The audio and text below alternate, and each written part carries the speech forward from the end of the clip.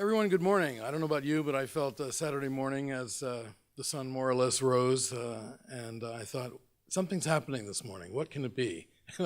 It's about 10 minutes to 9, I thought, oh my God, and I jumped up and jumped into the shower. So I'm very glad to see you here. Most of all, glad to have remembered that I was on deck. Look, I want to talk a little bit today about the topic, obviously. I want to talk a little bit about how I came to the topic. And again, as yesterday, I hope that you're alert enough to think of a couple questions to keep it lively, because it is Saturday morning after all. My own background, Mark went through it. It always kind of amazes me how many different turns I've taken along my life. My sister says that it's not really a curriculum vitae or a background, but it's 80 miles of bad road. She feels that I've never really decided what I was going to be when I grew up, and there's some truth to that. But the things that perhaps enabled me to form an opinion, interim as it is, about the topic that we're looking at today, is my experience as a war correspondent in Asia and other places too, a little bit in the Middle East.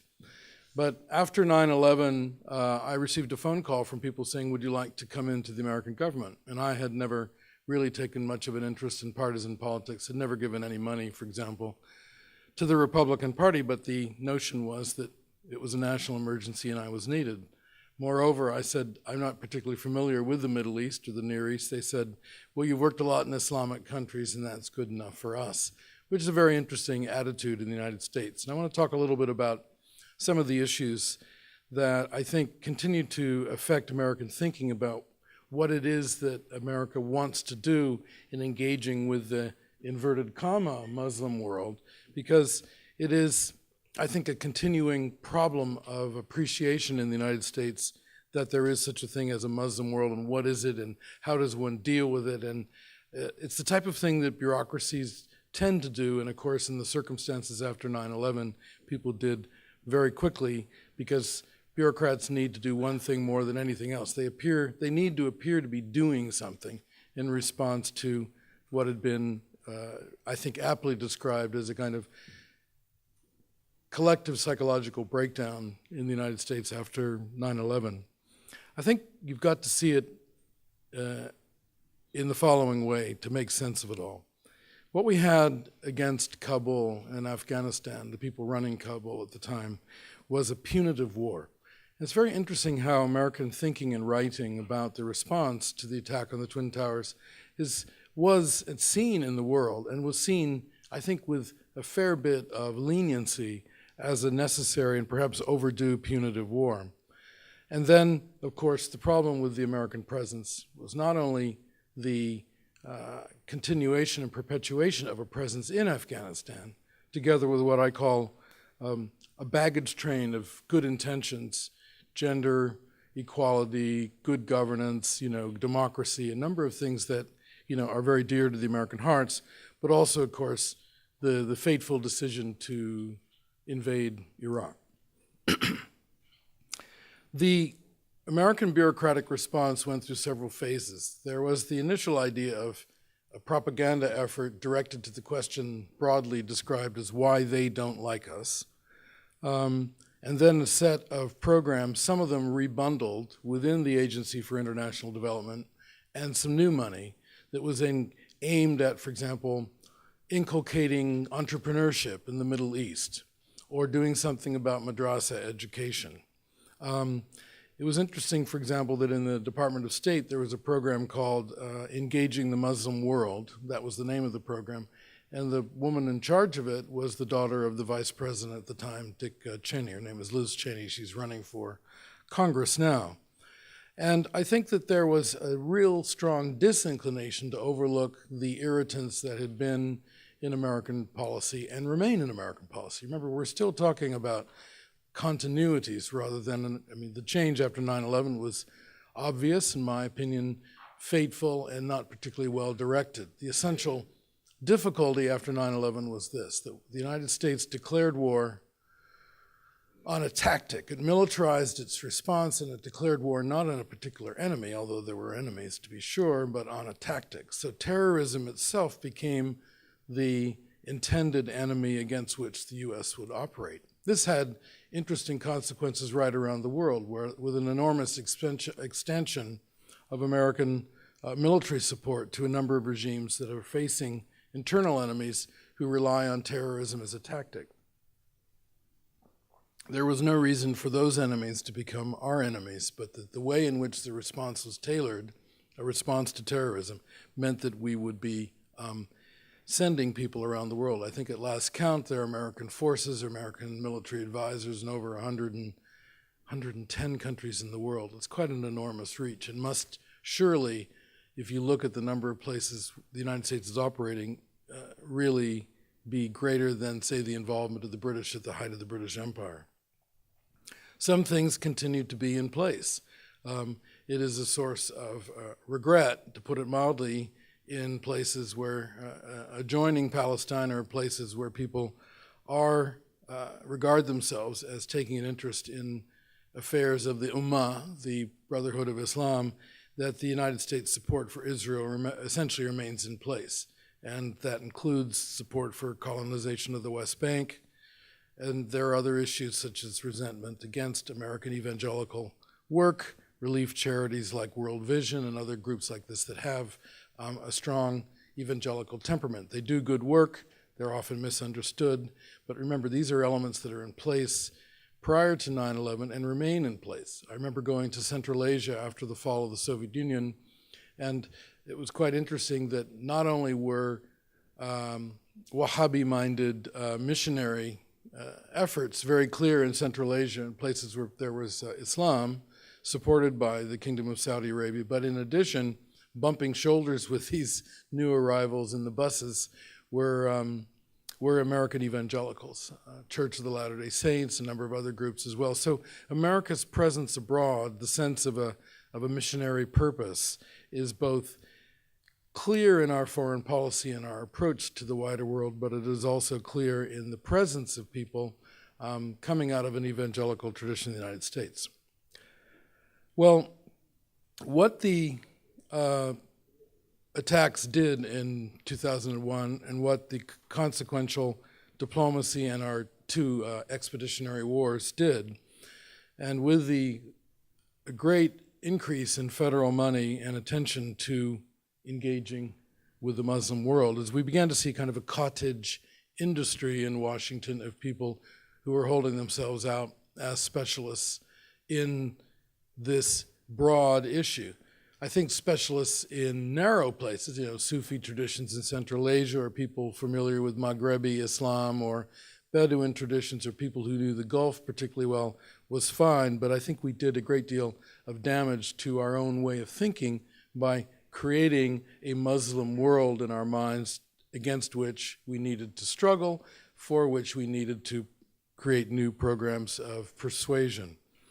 And then finally, too, remember that there had been an American interest in such things as gender issues, governance, civil society, these particular words, prior to the attacks in 2001, prior to these wars, and they continued. They were just repackaged as part of this broader effort. Well, much of what occurred in the immediate aftermath is no more. Many of these programmatic responses don't exist any longer. There's been a contraction of federal money towards programs like this, but many of them have returned to their earlier bureaucratic incarnation. That is to say, programs aimed at improving governance, which is a very broad topic and is slightly arrogant on our part, continue to be in place. Gender issues, entrepreneurship, environment, they've in a sense subsided into their earlier incarnations, and there isn't a sense of all of this being bundled as a particular effort to address quote, Muslim rage, unquote, against the United States. There is, however, a continuing habit in our Congress to earmark special funds, usually funds that are made available for a special purpose that is dear to a particular member of Congress' heart. And we have, for example, earmarks by the Congressman Berman of California for conferences in the Middle East where people would meet and talk about entrepreneurship. Or there's a former Congressman Hollings. He's created something called the Hollings Center, which has routine conferences in Istanbul and elsewhere. But this has subsided into a set of programmatic responses. I think what continues to be very clear, and I'll get into this in a second, is that there are many ongoing issues, which are issues essentially of foreign policy and choice on our part, that have, in the popular imagination, a Muslim tag. And what do I mean by that? I mean, of course, the question of how do we withdraw from Afghanistan over, in my view, a terribly and unnecessarily protracted presence there. What do we do, if there's anything to be done, about Pakistan? The whole question, you'll hear people speak routinely about, a Muslim bomb, Pakistani nuclear capability as being equated with some kind of Muslim bomb. Saudi Arabia's presence in the world, the Syrian issue about which we spoke last night, these carry in Washington a direct or indirect Muslim tag. And the metric is invariably one in which extremists of some kind are wishing to either implement Sharia law. There's even among intellectual classes, very, very little idea of what Sharia law actually involves, but it is mentioned routinely in the newspapers and in the media as, rather a tag or an entry card of extremism in this part of the world, but nobody has any particular idea what it is. Similarly, social and political movements have a Muslim tag as well. The Arab Spring, for example, is seen as a Manichaean struggle between obscurantist forces, people who are somewhat primitive, quote unquote, in their views of a literalist religion, as against, of course, the people with whom the Americans can relate most easily, who are the middle classes who use Twitter and the social media, who meet in Tahrir Square. And it's, again, cast as a struggle of progressive forces of light against, directly or indirectly described Muslim, meaning backward forces. So this, again, is a very persistent problem with American media attention. And if you just do a content analysis on even some of the better programs, PBS NewsHour, for example, watched by only 1.5% of the country, you'll see exactly what I mean. Well, finally, what has worked? Well, I think the passage of time, time annihilates all things. And I think the retraction of the American presence in Iraq, the soon, and it'd be rather steep drawdown in Afghanistan, a normal kind of weariness that sets in even with people in the region who are disposed to be attracted to Takfiri or Salafi, anyway, Wahhabi-influenced strains of Islam. All of this, in a sense, has become more problematic. There was an initial wave of very pronounced goodwill when President Obama, when Barack Obama replaced George Bush, although it's interesting, recent polls in Egypt show that the intellectuals and people, say, in the middle classes, now are saying they yearn for George Bush and find Obama to be a mercurial presence and ineffectual to boot.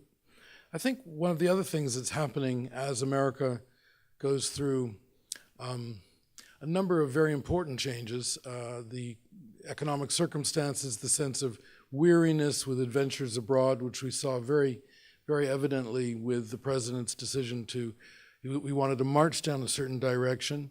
His advisors wanted him to. The red line that he described very inappropriately as having been crossed, and yet he discovered that the country was simply not with him. A very important restraining factor because there was no support for another war of any kind. So what we do now, I think increasingly, as we have regained our attention to Asia, which is where I spent most of my professional life, I think we're now beginning to say, let's not speak to identity issues, let's not speak to religion, let's speak instead to interest. And I always found, whether I was working for, I'm a dual national, I'm a New Zealander as well as American. When I was working for the New Zealand government, when I was working for the Americans, I found that the best thing to do was to speak to national interest, large or small. People understood it. They may not like what one was doing, but they certainly were prepared to accept it. I think finally, in closing, the thing that struck me from listening to Dame Tessa Giles talk yesterday, which I thought was particularly good, is that the Americans don't have a comfort level with notions of officially imposed culture or cultural direction supported by public funding. The response to 9/11 actually was one of those. Enormous amounts of money were directed, summoned up, and sent in support of various programs, much of which fit the rather hazy idea of soft power. I think that most of those efforts really came to nothing or nearly nothing. I think some of them actually exacerbated a sense of impatience with the United States. And the impatience was not with what the country is, because, you know, the desire to migrate to America, to begin a new life there, all of those routine things remains strongly in place. But it was a question of the character of the American response to the attacks in New York 10 years ago. And that was something that one simply couldn't handle, because for domestic reasons, the president at the time chose to take this very Manichaean approach. Good guys, bad guys, are you with me, are you against me? And with very little adjustment in policies that continued to exacerbate things in the Middle East, such as, you know, the appearance of support for colonization of the West Bank. So with those initial thoughts, I'd like to stop. I'd like to also invite, if anyone is so disposed, to ask a question or two before I wander off. And in thanks for a really, really interesting conference, Mark. I really enjoyed it a great deal.